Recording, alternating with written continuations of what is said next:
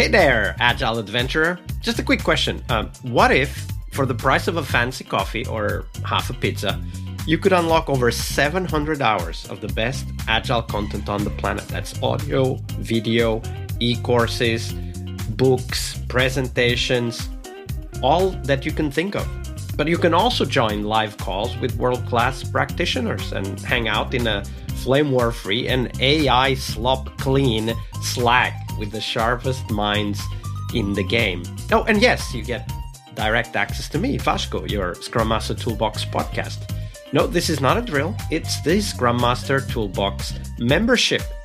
And it's your unfair advantage in the Agile world. So if you want to know more, go check out scrummastertoolbox.org/membership. That's scrummastertoolbox.org/membership. And check out all the goodies we have for you. Do it now. But if you're not doing it now, let's listen to the podcast. Hello, everybody. Welcome to our Product Owner and TGIF episode this week with Alf Dobbert-Baums. Hey, Alf, welcome back. Hello. So let's dive and talk about product owners. There's some excellent product owners out there, and we'll talk about one of those in a minute. But first, Alf, share with us potentially the worst product owner anti-pattern you've witnessed in your career. The worst, okay, I will try. But yeah, there are probably a couple of. But one thing that really sticked out was product owner that are too technical. Tell me a little bit more. What do you mean? Just a second. And the product owner that are some basically know it all and think they know more than the developer. The thing is, once I was in a team, and let's call him John, came up to me and said, yeah, I've written here the user story spec, whatever it was, a document, and I wrote it like that the information that is needed, the developers can retrieve from the archive database. I was like, okay. Good. Let's see how it goes. And I made sure that John was presenting these stories or specification, whatever that was, to the developers, because he actually just wanted to hand them to me, and you presented. You take care of it. Yeah, right, kind of like that. And I was like, nope, no, I will not do that. So he presented it and said, yeah, and here you can retrieve the information from the archive database. And the developer said, the information is not in the archive database. We need to find it somewhere else. And I was like, interesting. So yeah, that was basically kind of like the worst, because he was also exhibiting some other not so nice traits. But yeah, this was kind of like where I said, yes, okay, that is good. I hope it humbled him a little bit. So when you think about that, like, let's imagine Luke out there is probably facing a similar type of product owner. What advice do you have for Luke? How would you handle the situation if you had to relive through that story? Well, what I did with another PO, we had regular reviews. No, not reviews, but we had weekly. And I coached him basically to back off from the developers, to say, okay, I'm not there for the technical parts, even though he knew a lot, but he just did not want to write it. So no, I made sure basically after a while, after some discussion, that he would not need to write the detailed specification and which database, what information to retrieve from.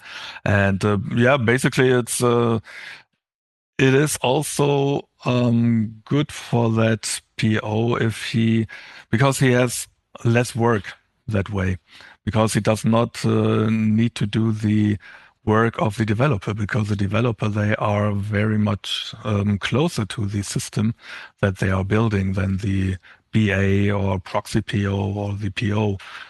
So, yep. And one of the core aspects of all of this is, of course, that product owners are not telling developers what to do. They are discovering how to translate a high-level idea, typically a feature or a change to an existing feature, into something concrete that can be executed by a computer. And they do that together with the developers, right? Yes. I remember hearing this phrase many, many years ago, which is that a computer is a machine that can multiply by 1,000 human stupidity. Because the machine doesn't care. The machine just does.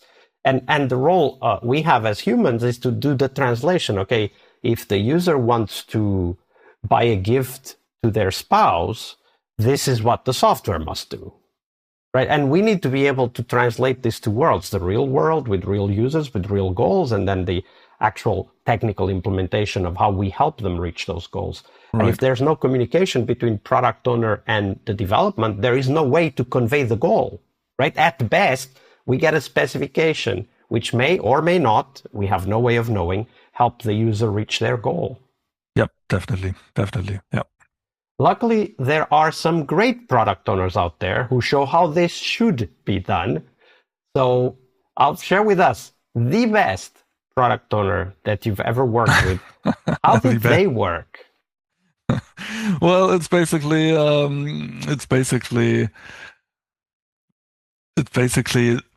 product owners that are open to experiments, where they say, okay, what happens if I don't write technical specifications, but what happens if I just write the normal user story, and if I don't just throw it over the fence to the developer, but if I go into there and talk with the developers and let's see what happens there. So basically, what I just hinted at before, when I coached that product owner, the other product owner,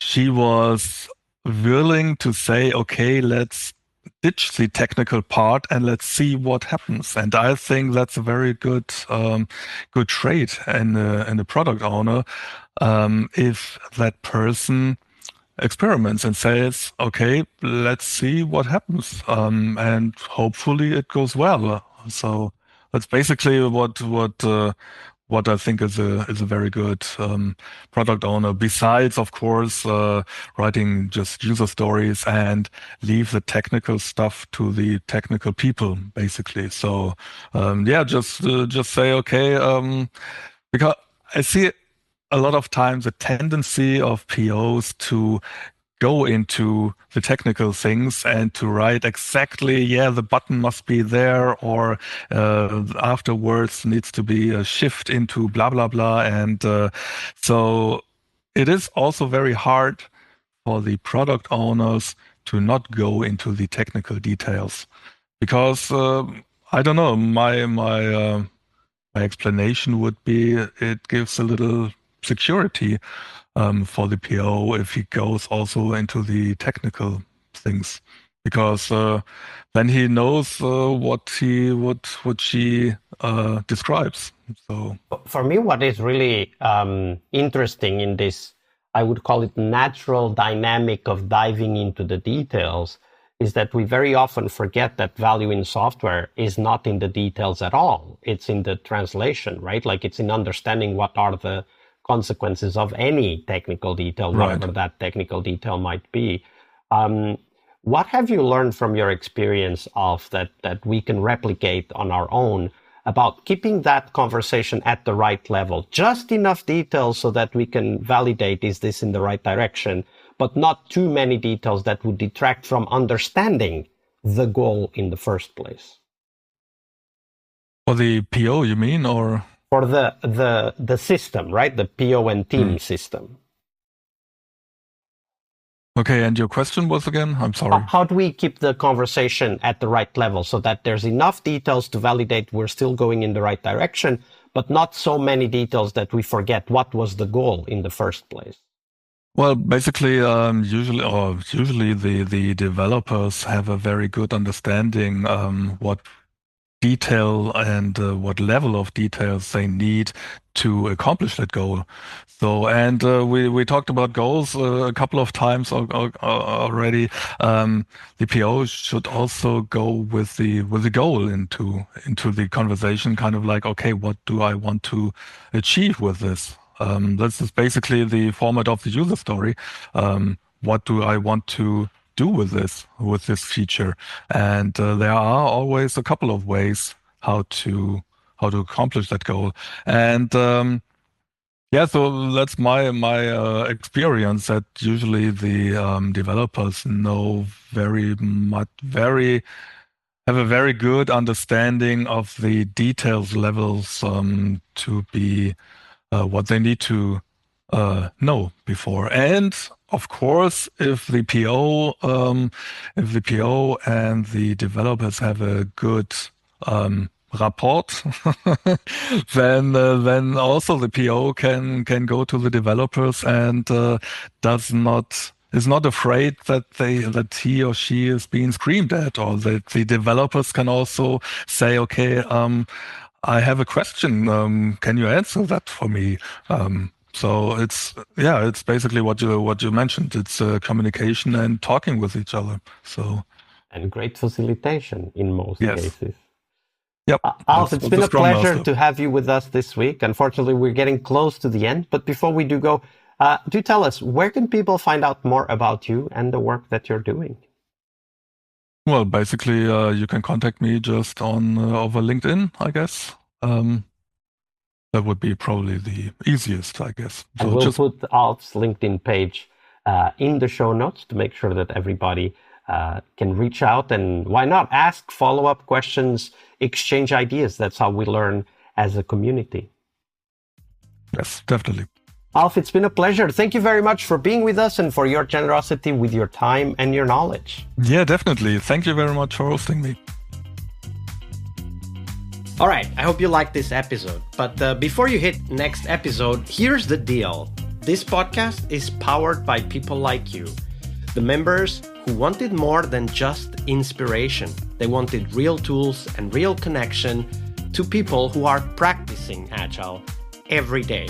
We're talking access to over 700 hours of Agile Gold, CTO level strategy talks, summit keynotes, live workshops, e-courses, deep dive interviews, books, and if you're into no estimates, we got the pioneers of no estimates in those deep dive interviews as well.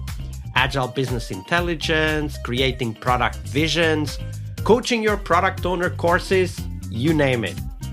You'll get invites to monthly live Q&As with Agile pioneers and practitioners, plus a private Slack community, which is free of all of that AI slop you see everywhere, and of course, without the flame wars. It's a community of practitioners that want to learn and thrive together. It's the best place to connect with community and learn together. So if this podcast has helped you before, imagine what you will get from this podcast membership. So head on over to scrummastertoolbox.org/membership and join the community that's shaping the future of Agile. And we have so much for you. So check out all the details at scrummastertoolbox.org/membership, because listening is great, it's important, but doing it together, that's next level. I'll see you in the community Slack. We really hope you liked our show. And if you did, why not rate this podcast on Stitcher or iTunes? Share this podcast and let other Scrum Masters know about this valuable resource for their work. Remember that sharing is caring.